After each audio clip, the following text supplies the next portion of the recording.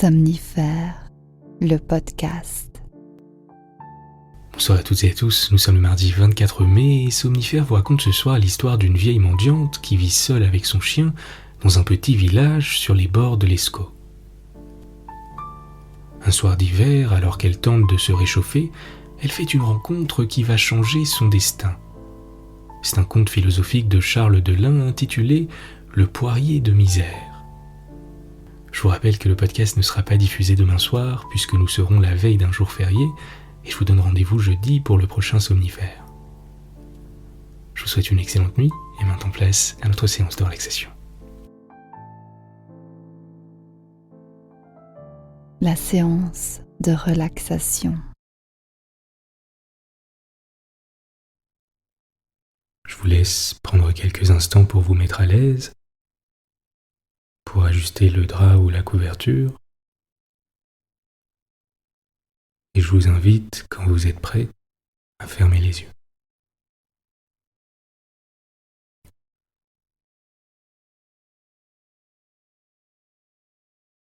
Le point entre vos deux sourcils se détend.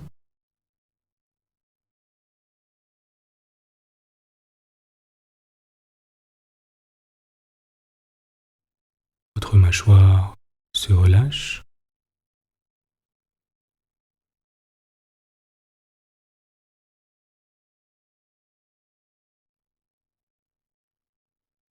Votre front se lisse.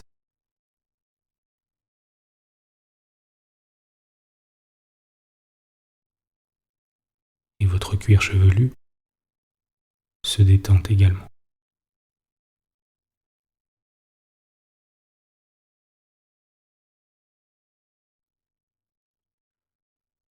Prenez un moment pour simplement vous laisser bercer par le rythme de votre respiration, par l'air qui entre et sort de vos narines.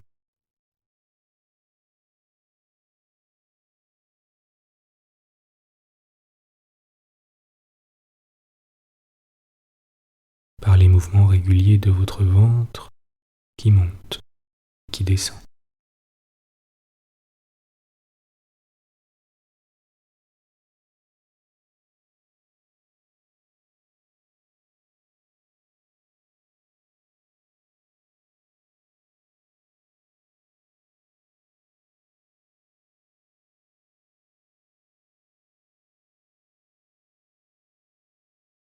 Si des pensées vous viennent à l'esprit, ne cherchez pas à les chasser, laissez-les simplement passer.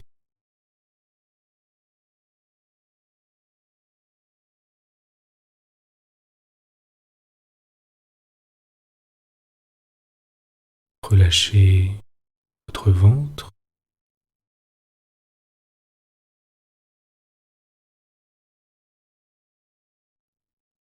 vos hanches,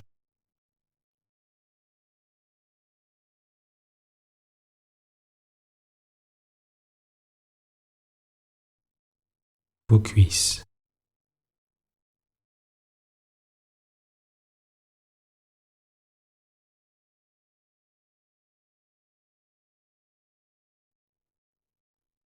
Vos genoux,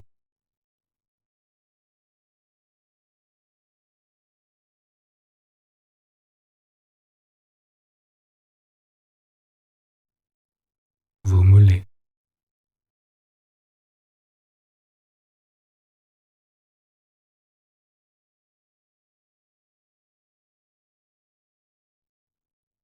vos chevilles,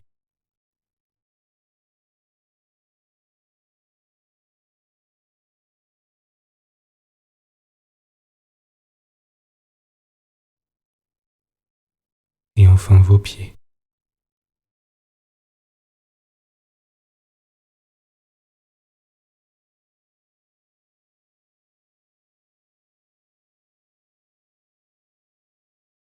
Prenez quelques instants pour simplement porter votre attention sur votre corps et ce sentiment de sérénité qui s'installe un peu plus à chaque expire.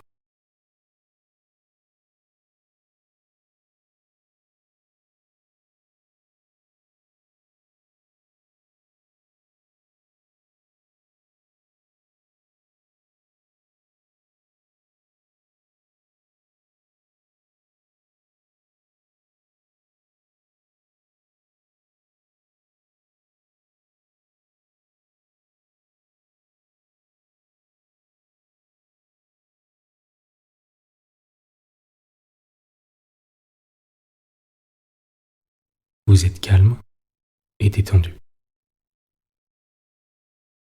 L'histoire du soir. Au temps jadis, il y avait au village de Vic, sur les bords de l'Escaut, une bonne femme nommée Misère qui allait quémander de porte en porte et qui paraissait aussi vieille que le péché originel.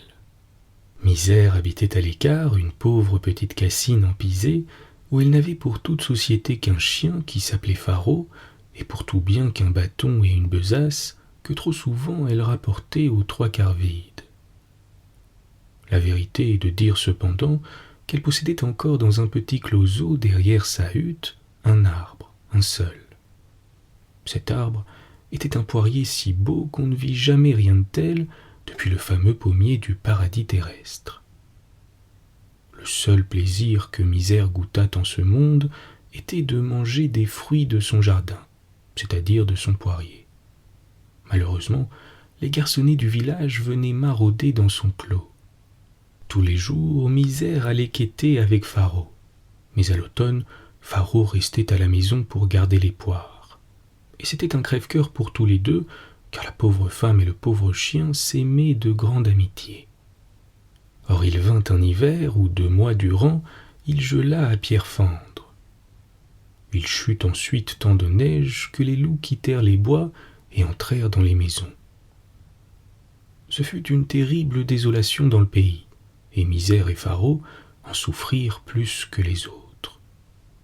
Un soir que le vent hurlait et que la neige tourbillonnait, les malheureux se réchauffaient l'un contre l'autre près de l'âtre éteint quand on frappa à la porte.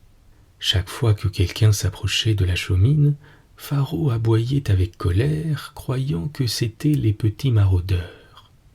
Ce soir-là, au contraire, il se mit à japper doucement et à remuer la queue en signe de joie.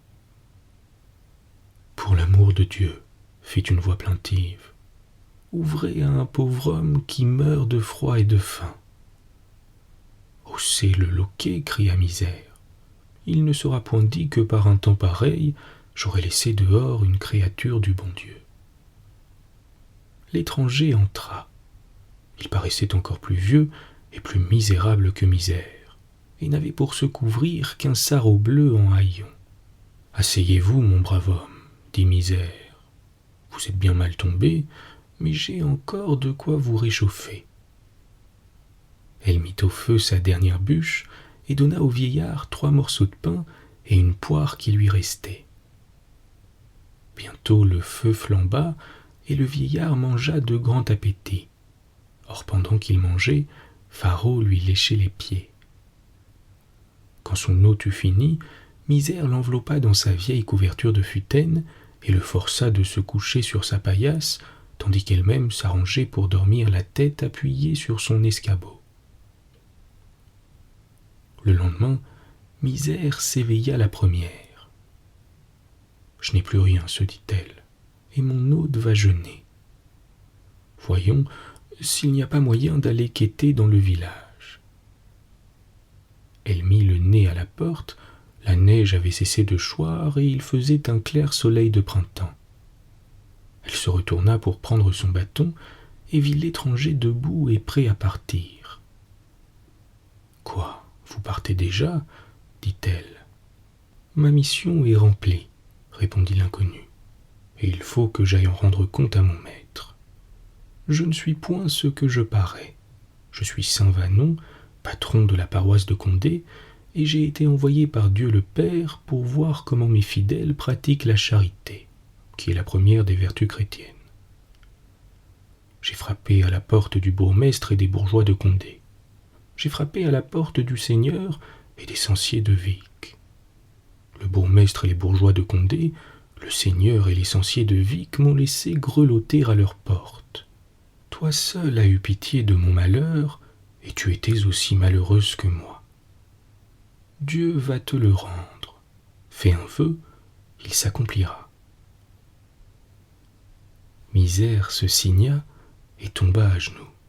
« Grand Saint Vanon, dit-elle, je ne m'étonne plus que Faro vous ait léché les pieds, mais ce n'est point par intérêt que je fais la charité.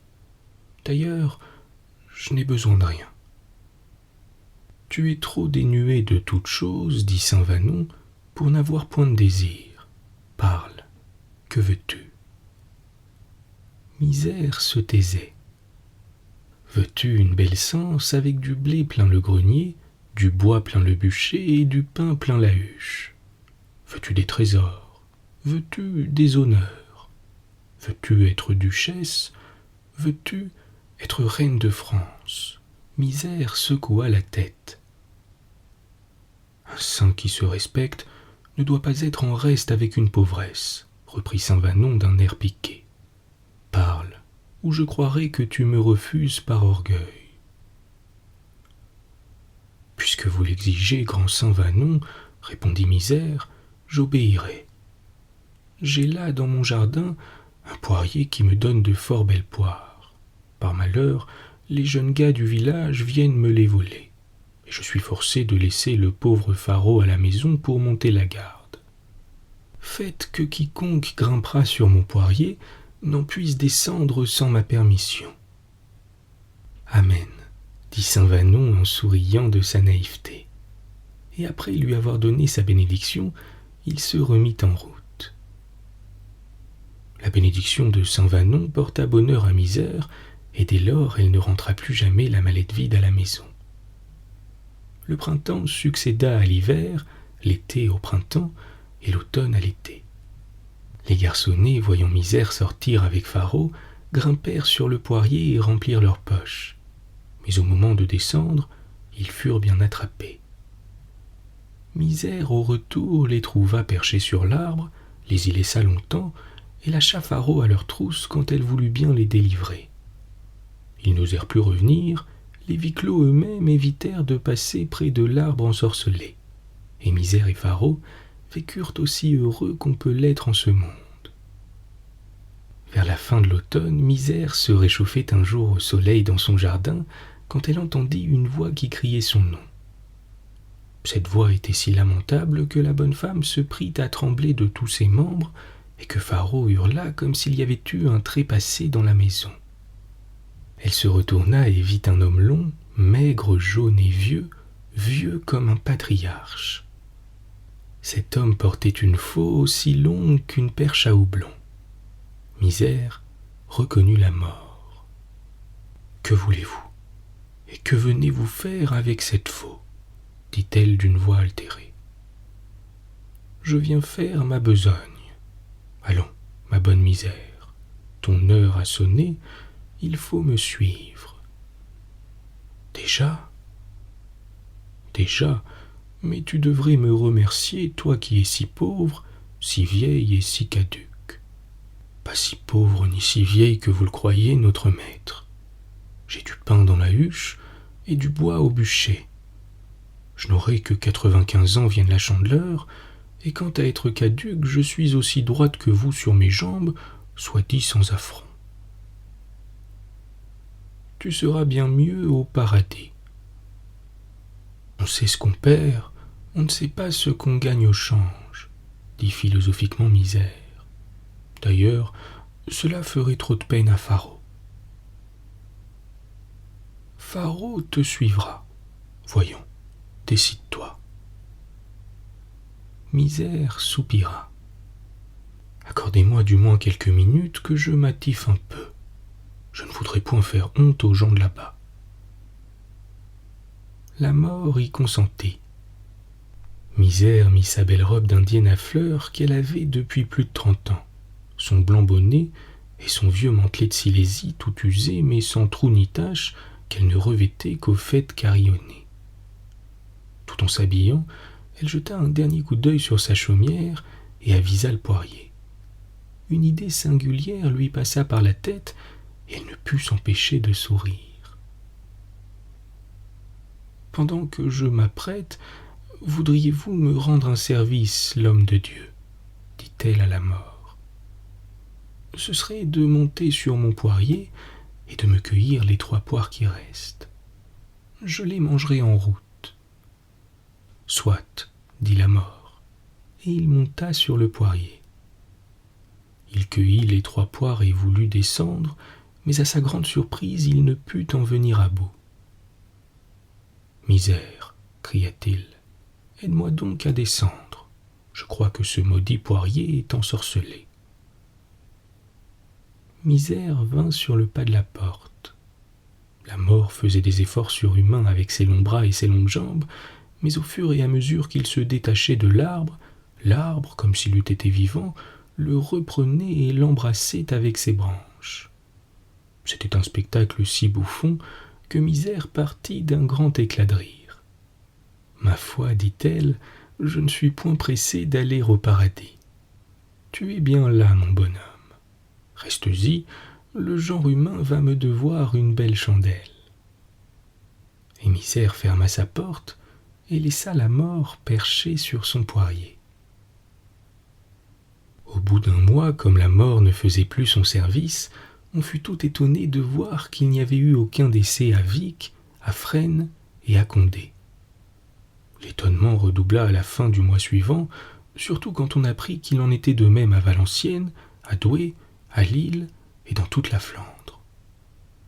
On n'avait jamais ouï parler de pareilles choses, et lorsque vint la nouvelle année, on connut par l'almanach qu'il en était arrivé autant en France, en Belgique, en Hollande, ainsi que chez les Autrichiens, les Suédois et les Russiens. L'année passa, et il fut établi que depuis 15 mois, il n'y avait point eu dans le monde entier un seul cas de mort. Tous les malades avaient guéri sans que les médecins sussent comment ni pourquoi, ce qui ne les avait point empêchés de se faire honneur de toutes les cures. Cette année s'écoula comme la précédente, sans décès, et quand vint la Saint-Sylvestre, d'un bout de la terre à l'autre, les hommes s'embrassèrent et se félicitèrent d'être devenus immortels. On fit des réjouissances publiques, et il y eut en Flandre une fête comme on n'en avait point vu depuis que le monde est monde.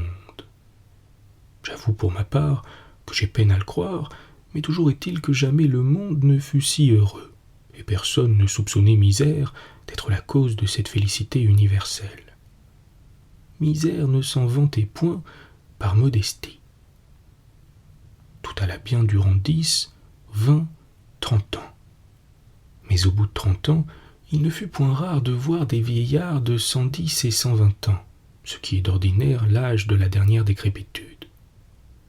Or ceux-ci, accablés d'infirmité, la mémoire usée, aveugles et sourds, privés de goût, de tact et d'odorat, devenus insensibles à toute jouissance, commençaient à trouver que l'immortalité n'est point un si grand bienfait qu'on le croyait d'abord. On les voyait se traîner au soleil, courbés sur leurs bâtons, le chef branlant, les yeux éteints, toussant, crachant, décharnés, rabougris, ratatinés, semblables à d'énormes limaces.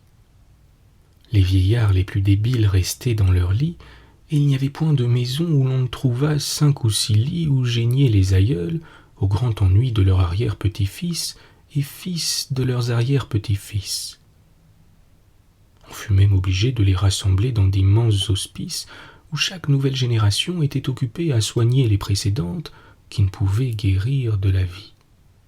En outre, comme il ne se faisait plus de testament, il n'y avait plus d'héritage, et les générations nouvelles ne possédaient rien en propre. Tous les biens appartenaient de droit aux bisaïeuls et aux trisaïeuls qui ne pouvaient en jouir. Sous des rois invalides, les gouvernements s'affaiblirent, les lois se relâchèrent. Et bientôt les immortels, certains de ne point aller en enfer, s'abandonnèrent à tous les crimes. Ils pillaient, volaient, incendiaient, mais hélas, ils ne pouvaient assassiner. Dans chaque royaume, le cri de « Vive le roi » devint un cri séditieux et fut défendu sous les peines les plus sévères, à l'exception de la peine de mort.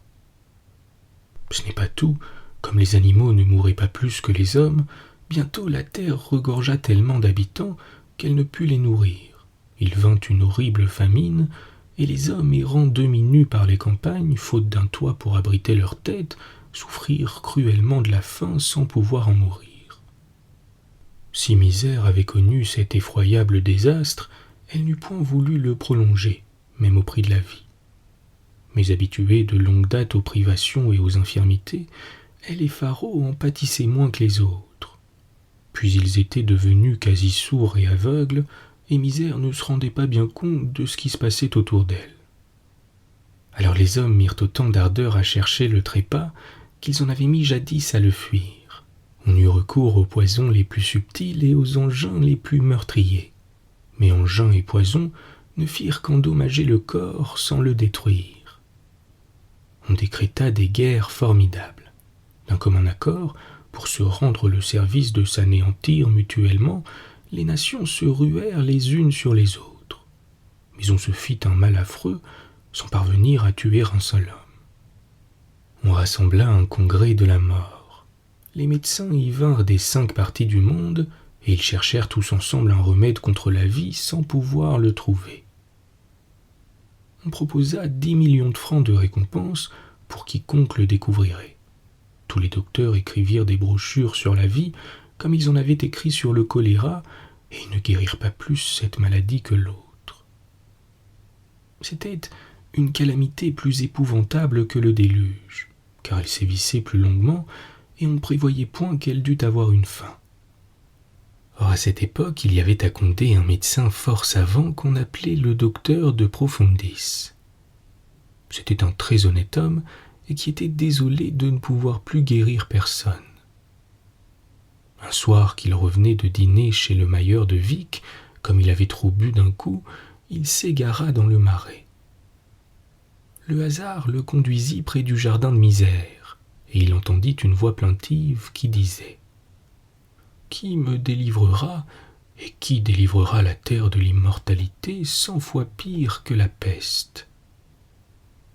Le savant docteur leva les yeux, et sa joie n'eut d'égal que sa surprise. Il avait reconnu la mort. Le bon docteur lui tendit la main, et la mort fit un tel effort pour se détacher de l'arbre qu'il enleva le docteur de terre. Le poirier saisit aussi celui-ci, et l'enlaça de ses branches. De Profundis eut beau se débattre, il dut tenir compagnie à la mort. On fut fort étonné de ne point le voir le lendemain et le surlendemain. Comme il ne donnait pas signe de vie, on le fit afficher et mettre dans la gazette, mais ce fut peine perdue. De Profundis était le premier homme qui eût disparu de Condé depuis de longues années. Avait-il donc trouvé le secret de mourir, et lui, jadis si généreux, se l'était-il réservé pour lui seul? Tous les Condéens sortirent de la ville pour se mettre à sa recherche. Ils fouillèrent si bien la campagne en tous sens qu'ils arrivèrent au jardin de misère. À leur approche, le docteur agita son mouchoir en signe de détresse. « Par ici, leur cria-t-il, par ici, mes amis, le voici, voici la mort. » « Vive la mort !» firent en chœur les Condéens, et ils s'approchèrent sans défiance. Les premiers arrivés tendirent la main à la mort et au docteur, mais ainsi que le docteur, ils furent enlevés de terre et saisis par les branches de l'arbre. Bientôt, le poirier fut tout couvert d'hommes. Chose extraordinaire, il grandissait au fur et à mesure qu'il agrippait les gens. Ceux qui vinrent ensuite prirent les autres par les pieds, d'autres se suspendirent à ceux-ci, et tous ensemble formèrent les anneaux de plusieurs chaînes d'hommes qui s'étendaient à la distance d'une portée de crosse. Mais c'est en vain que les derniers, restés à terre, saquaient de toute leur force. Ils ne pouvaient arracher leurs amis du maudit arbre.